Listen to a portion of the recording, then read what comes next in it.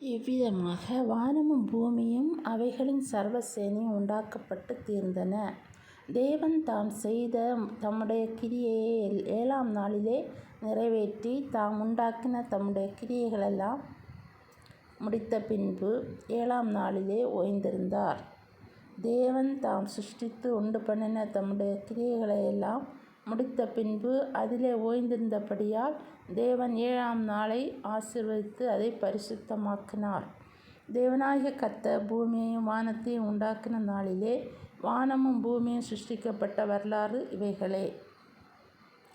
நிலத்தினுடைய சகலவித செடிகளும் பூமியின் மேல் இன்னும் உண்டாகவில்லை. நிலத்தினுடைய சகலவித பூண்டுகளும் இன்னும் முளைக்கவில்லை.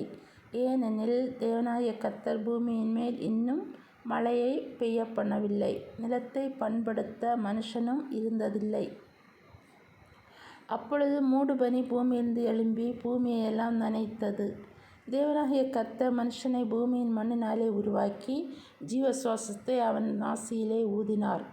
மனுஷன் ஜீவாத்மாவானான்.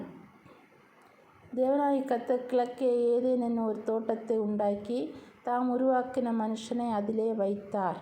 தேவனாகிய கர்த்தர் பார்வைக்கு அழகும் புசிப்புக்கு நலவுமான சகலவித விருட்சங்களையும் தோட்டத்தின் நடுவிலே ஜீவ விருட்சத்தையும் நன்மை தீமை அறியத்தக்க விருட்சத்தையும் பூமியிலிருந்து முளைக்க பண்ணினார். தோட்டத்துக்கு தண்ணீர் பாயும்படி ஏதேனிலிருந்து ஒரு நதி ஓடி அங்கே இருந்து பிரிந்து 4 பெரிய ஆறுகளாயிற்று.